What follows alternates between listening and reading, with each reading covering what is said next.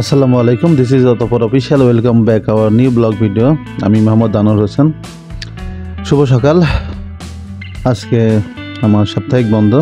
আজ সকাল সকাল ঘুম থেকে উঠছি, বন্ধ দিন তারপরও, কারণ আজকে মাছ ধরতে যাব এবং আপনাদের দেখাবো যে আমরা কিভাবে বড় জাল দিয়ে মাছ ধরি এবং এটা মাছ পুকুর থেকে কিভাবে বিক্রি হয়ে যায় এবং কিভাবে আমরা এই কাজগুলো সম্পাদন করে থাকি, সব কিছুই আপনাদের মাঝে শেয়ার করব। দেখতে থাকুন আমাদের পেজ অতপর অফিসিয়াল ফেসবুক পেজ এবং আমাদের ইউটিউব চ্যানেল হ্যালো কুষ্টিয়াতে রীতিমতো ভিডিও আপলোড করা হয়। চলুন দেখা যাক।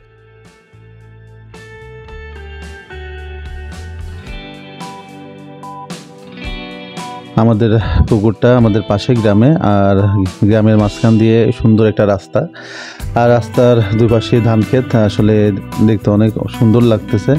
আর সকাল, এখনও সূর্য ওঠে নাই।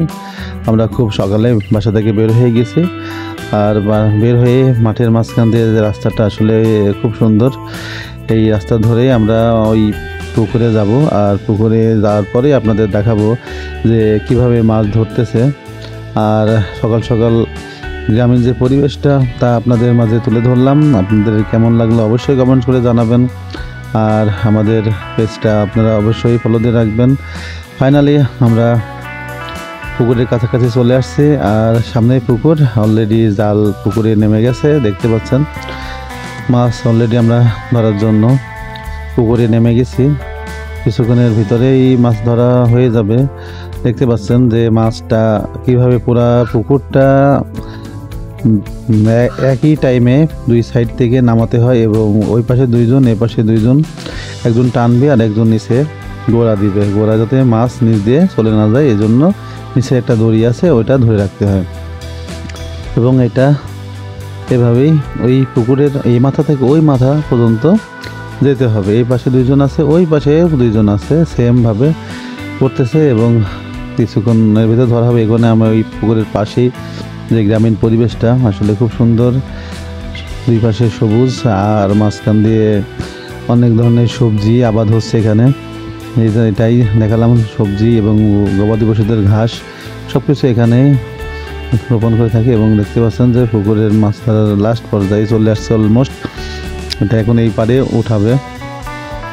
এই পারে উঠালেই আমরা মাছ দেখতে পারবো। যতক্ষণ পর্যন্ত উঠাবে না ততক্ষণ পর্যন্ত মাছ ধরা কিন্তু ফিনিশ হবে না।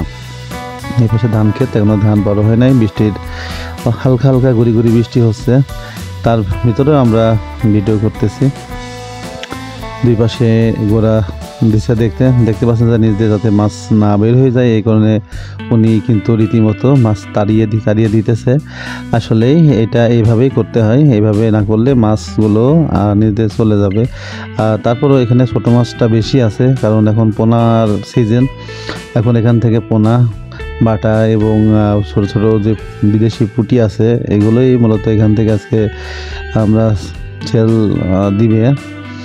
আর অলরেডি দেখতে পাচ্ছেন যে মাছের জাল অলরেডি করা শেষ, মাছ ধরা শেষ। এখন দেখতে পাচ্ছেন যে জাল ওই নিচের দুই ধরে এদিকে ধরে রাখছে এবং নিজে একজনা নেমে মাছ আস্তে আস্তে গোছাইতেছে। গোছাইয়ে দেখতে পাচ্ছেন যে নিয়ে যাবে। ওই মাথা থেকে অলরেডি দুজনা আসতেছে। এই মাছগুলো গোছাই নিয়ে আসার পরে এই যে এই সবুজ, এটার নামে বলে আপা, এর ভেতরে মাছগুলো কিন্তু দিয়ে রাখা হচ্ছে যাতে মাছটা তাজা থাকে।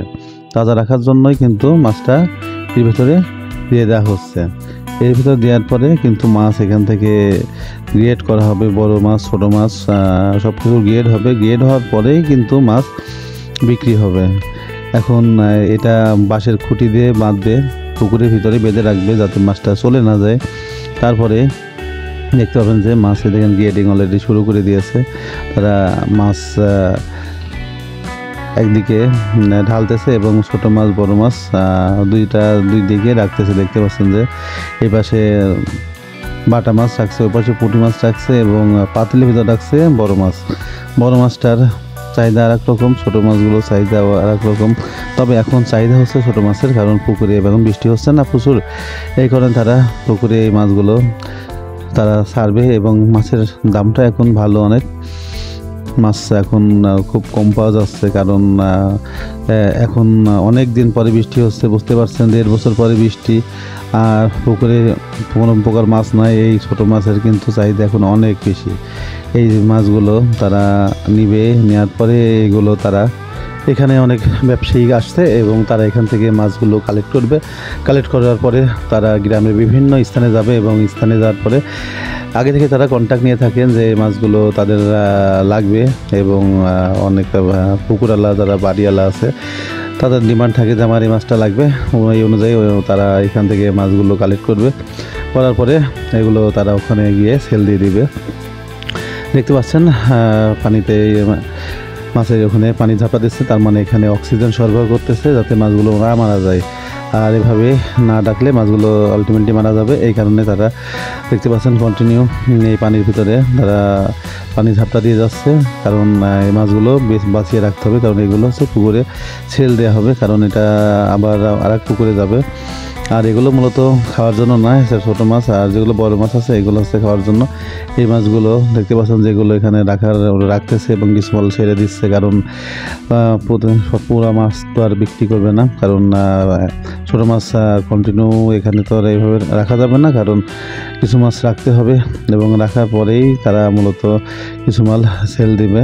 দেখতে পাচ্ছেন যে এখানে এই যে পানি ঝাপটা দিতেছে, কারণ এখান থেকে মাছ অলরেডি সেল শুরু হয়ে গেছে। দেখতে পাচ্ছেন যে এই যে পানির ভিতরে কীভাবে মাছগুলো পরিমাপ করে, দেখতে পাচ্ছেন 2টা ঝুড়ি দাঁড়িয়ে 2 পাশে দেওয়া আছে যাতে পানি পড়ে যায়। দেখতে পাচ্ছেন পাতিলে দিতেছে। এভাবে মূলত পুকুর থেকে মাছ সেল হয়ে যায়, এই কোথাও কোনো বাজারে নিয়ে যাওয়া লাগে না, খালি একটু নিউজ পাইলেই হয় যে এখানে মাছ সেল ধরবে এবং মাছ এখান থেকে সেল হবে। তারা এখানে চলে আসছে, এখান থেকে মাছ নিয়ে তারা তাদের বিভিন্ন স্থানে তারা সরবরাহ করে থাকবে, কারণ এখান থেকে মাছটা আসলে টাটকা এবং অ্যাকুরেট মাছ থাকে, কারণ এখানে পরিপক্ক হওয়ার পরে কিন্তু মাছগুলো এখান থেকে সেল দিয়ে থাকে, কারণ এখানকার মাছগুলো ঠিকঠাক থাকে। এবং দেখতে পাচ্ছেন অনেক আছে মাল নেওয়ার জন্য। আর কীভাবে মাছগুলো মাপতেছে দেখতে পাচ্ছেন যে এখানে এই ঝুড়ি দিয়ে কিন্তু পানি নিচে পড়ে যায়, শুধু মাছগুলো থাকে, এবং আরেক দারু সেম ওখানে যদি পানি থাকে এটা পানি বের হয়ে যায়। এভাবে মাছ এখান থেকে বিক্রি হবে এবং বিক্রি হওয়ার পরে দেখতে পারবেন যে কীভাবে এখান থেকে তারা পরিবহন করে আরেক জায়গায় নিয়ে যায়, সেটা আপনাদের দেখাবো। কিছুক্ষণের মধ্যেই দেখবেন যে মাছ অলরেডি সব পরিমাপ করা শেষ হয়ে যাবে, আর কিছুক্ষণের ভিতরেই তারা মাছগুলো পুকুর থেকে উপরের দিকে উঠায় নিয়ে আসবে। তারপরেই আমরা আপনাদের দেখাবো যে এগুলো কীভাবে তারা সেল দিয়ে থাকে। আর সব কিছুই মিলাইয়ে বলতে চাচ্ছি যে আমার এই পেজটা আপনারা ফলো দিবেন আর সাপোর্ট করবেন, আর আমার এই পেজটা আপনারা ফলো দিবেন, দিয়ে পাশে থাকবেন। এই জন্যে আপনাদের আমি বিশেষভাবে বলতেছি। এবং অলমোস্ট মাছ আমাদের শেষ এবং আমরা অলরেডি পুকুর থেকে চলে আসছি। আর এইভাবেই কন্টিনিউ আমার পেজে আপনারা ফলো দিয়ে পাশে থাকবেন। আর আপনাদের অসংখ্য ধন্যবাদ যে আমার ফলো দেওয়ার জন্য, সাপোর্ট করার জন্য।